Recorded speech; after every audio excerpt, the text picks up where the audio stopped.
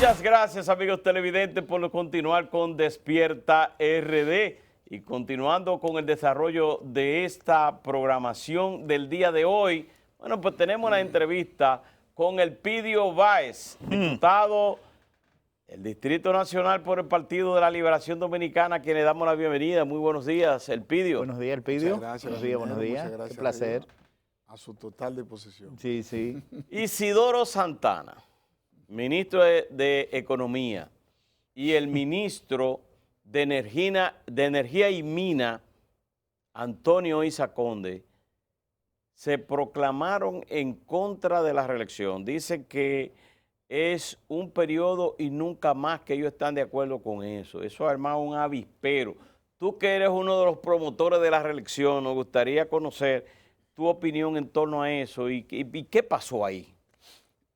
Mira, ellos han incurrido en una indelicadeza porque debieron primero esperar a que el presidente fije su posición. El presidente dijo que hablaría sobre este tema en la reunión que hicimos en el club de la CDE. El presidente volvió a decir que se va a referir a este tema. Entonces, a mí me parece que ellos se precipitaron y colocan al presidente en una situación incómoda. ¿En qué sentido?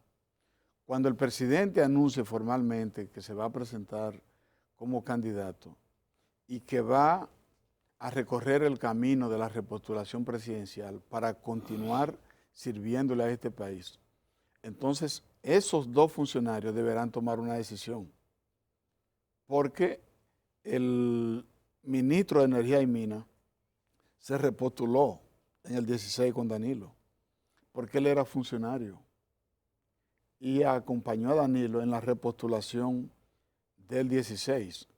De modo que cuando el presidente Medina haga el anuncio de que va a asumir un nuevo sacrificio para seguir dirigiendo los destinos de la nación, entonces estos dos funcionarios van a estar en una situación bastante incómoda en el gobierno, porque si no están de acuerdo, entonces tan pronto el presidente fije su posición con respecto a este tema, ellos deberían marcharse del gobierno para que actúen conforme a su criterio y a su parecer con respecto a la repostulación. Diputado, pero lo que no es igual no es ventaja. También hay funcionarios dentro del gobierno que abiertamente están con la repostulación, que están promoviendo una modificación de la Constitución. Pero son dos cosas diferentes. Porque lo que estamos promoviendo, la repostulación del presidente Danilo Medina, lo hacemos porque entendemos que él tiene el capital político, porque ha hecho un buen trabajo, porque tiene una gran valoración. Yo estuve viendo el posicionamiento de los presidentes en función del ranking mundial, sí. El ranking mundial. En el mundial, el presidente Medina aparece en el quinto lugar. En el quinto lugar, con el 62%. Sí. El 62%.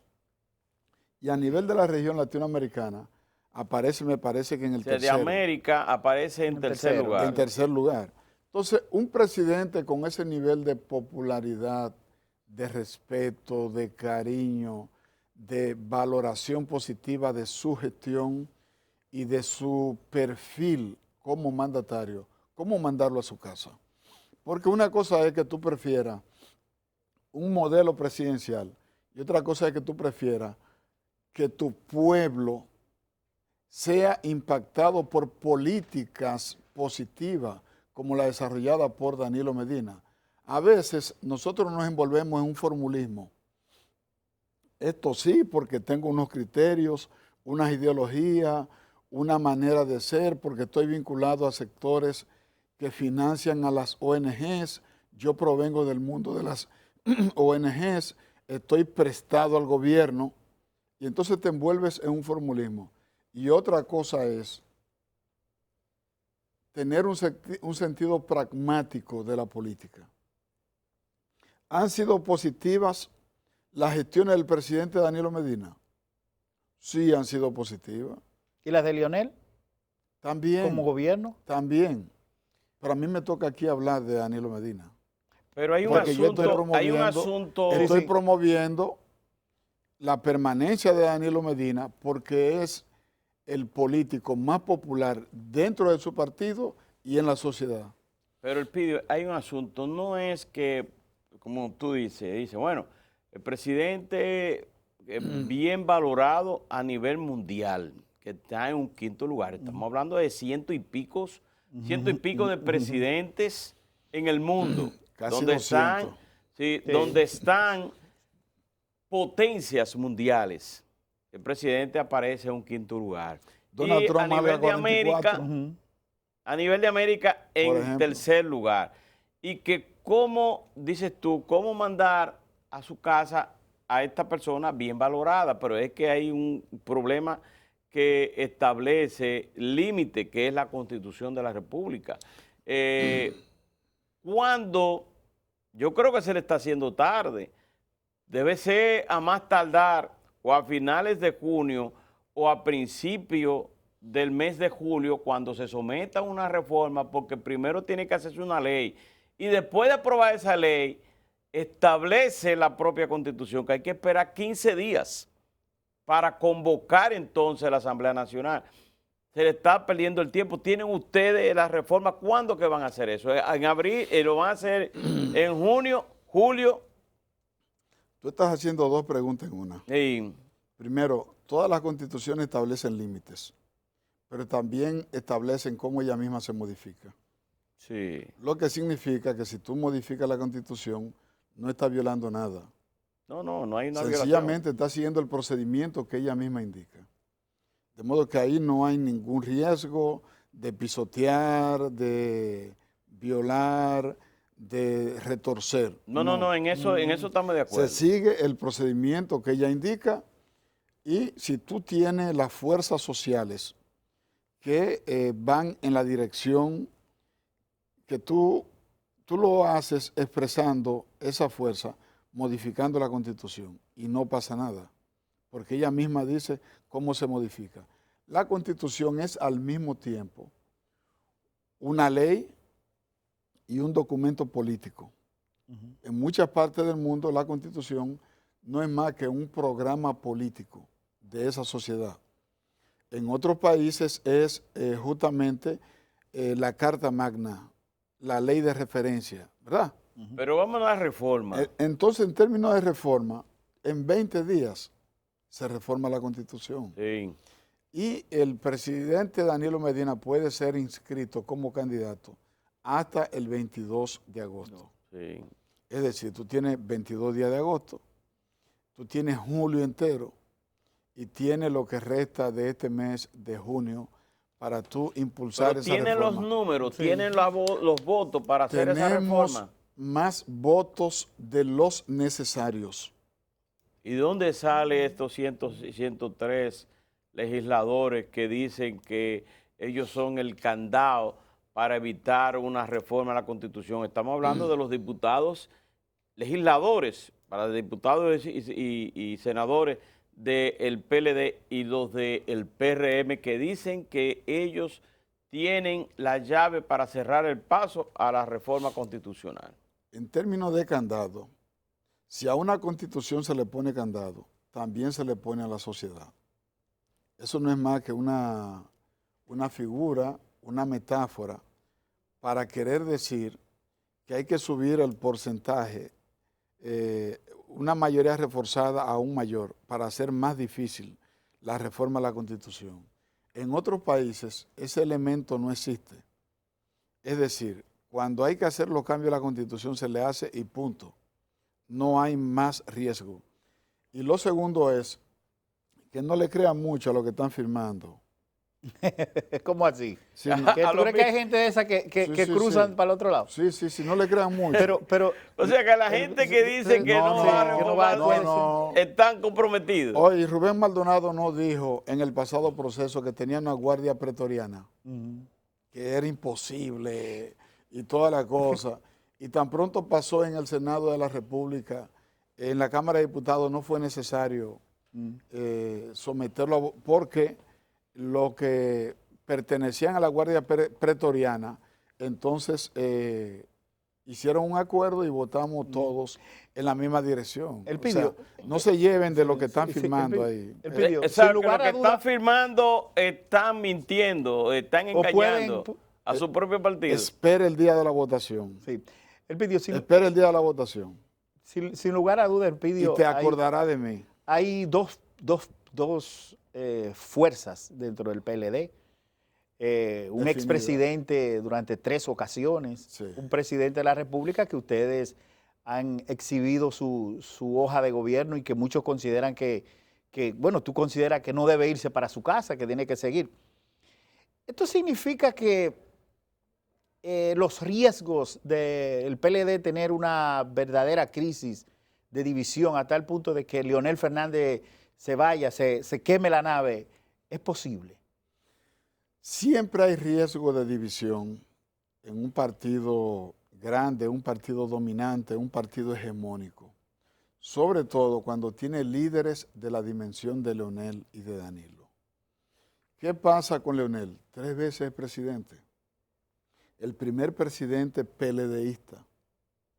El primer presidente del PLD como partido después de Juan Bosch.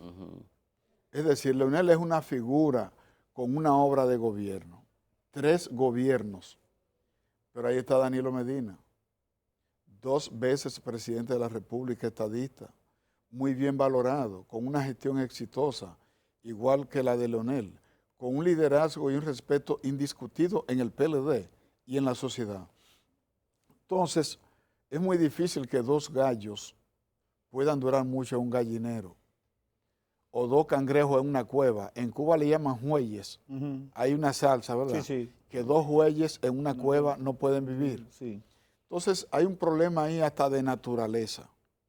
¿Por qué? Porque donde hay liderazgo fuerte en la cúpula, siempre hay conflicto. Tú veas, Sí, porque hay problemas de mando, de dirección, de compactación. Porque Leonel tiene su grupo. Leonel dejó de ser el líder del PLD para convertirse en líder de un grupo. Y Danilo es el líder del otro grupo.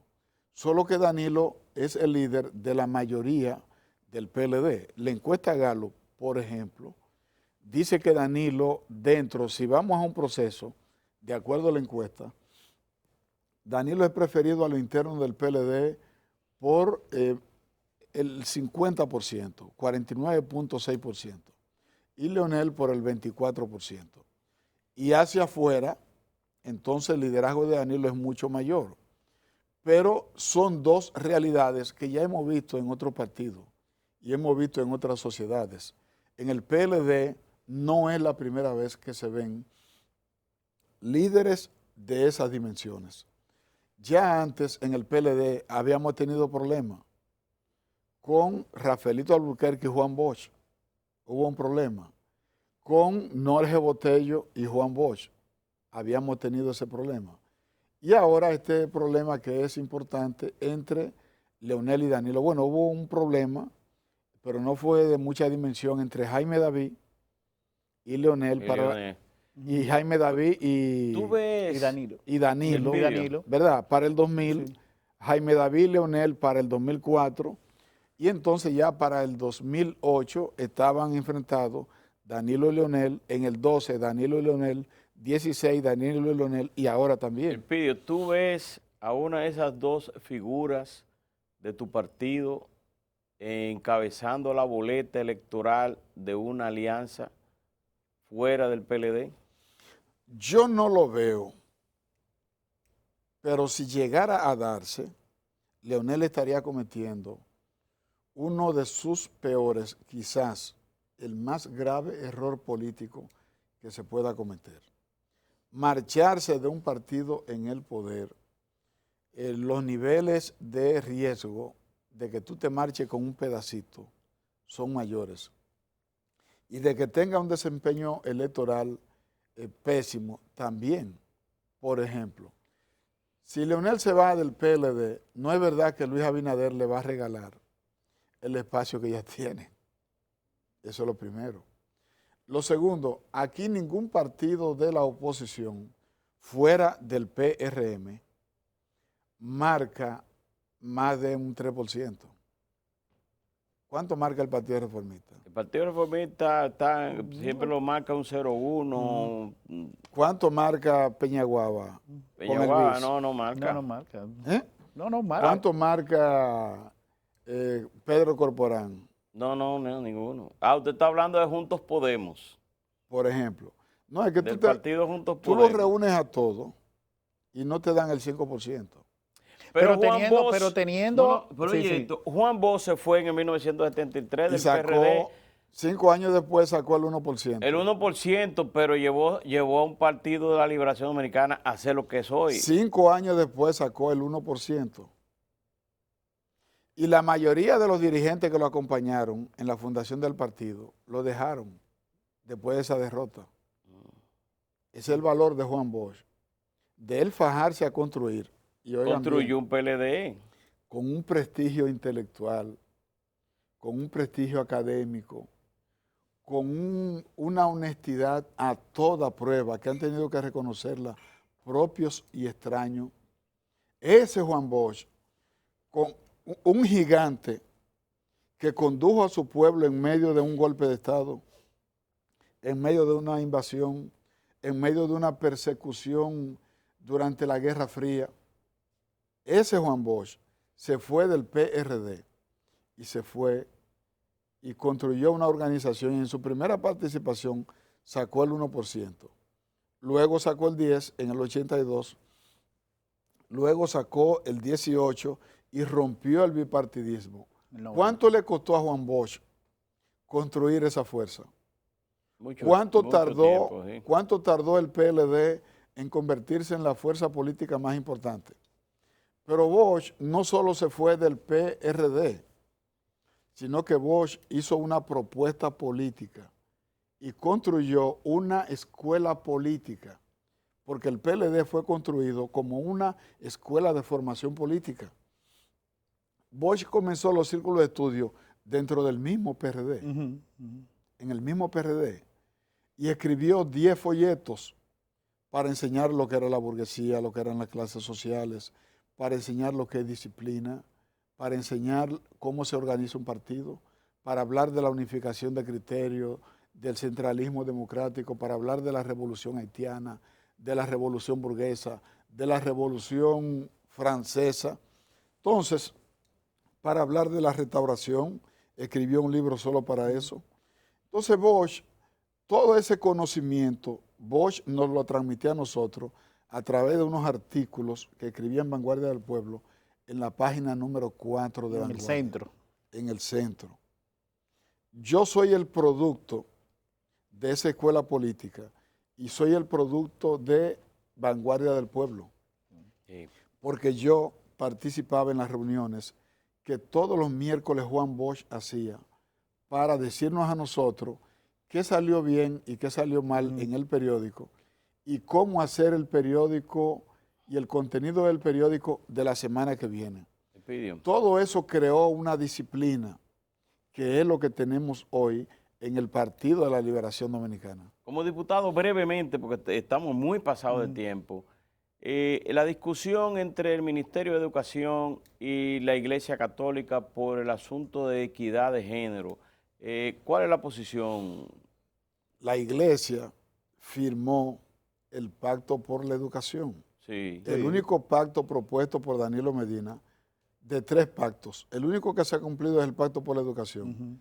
Falta el Pacto Eléctrico, y el sector eléctrico lo ha boicoteado, y falta el Pacto Fiscal. Pero en el Pacto por la Educación, la Iglesia, a través de Agripino y a través de Benito Ángeles, firmaron. Firmaron eso, lo que está ahora aplicando. Sí, lo que está ahí.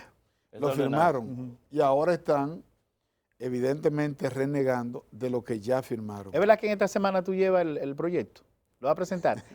¿Es verdad? De la modificación de la Constitución. Ustedes serán los primeros. Mañana. ¿Cuándo es la próxima sesión? Ustedes serán los primeros en recibir. Pero en esta semana. No es en julio. No, se está riéndose en esta semana. Ustedes, en esta semana. Es en julio. Ustedes van a ser unos privilegiados. ¿Por qué? serán los primeros en ser informados. Pero dilo aquí. Bueno, pero tú eres periodista, Está a la vuelta de la compañero esquina. de nosotros. Está a la vuelta de la esquina. Sí, Está a la vuelta de la esquina. sí. Pero serán... Menos de una semana. Bueno, que el hombre acorrala a cualquiera. No, no. Para... Bueno, Y muchísimas eso que somos amigos. ¿no? Sí. Bueno, muchísimas gracias, Elpidio Báez, diputado por el Partido de la Liberación Dominicana en el Distrito Nacional. Ustedes, amigos televidentes, muchísimas gracias por mantener la sintonía. No se vayan, todavía está la programación de Telecentro a las 2 de la tarde. Esperen la primera emisión de Noticentro a las 8 de la noche, su misión estelar. No se la pierdan. Nosotros volvemos mañana con una nueva jornada de Despierta RD, una entrevista interesantísima con la expresidenta de Costa Rica, que la hará precisamente Loreni Solano, y nosotros que tenemos muchas cosas que ofrecerle desde aquí. Será hasta entonces. Muchas gracias.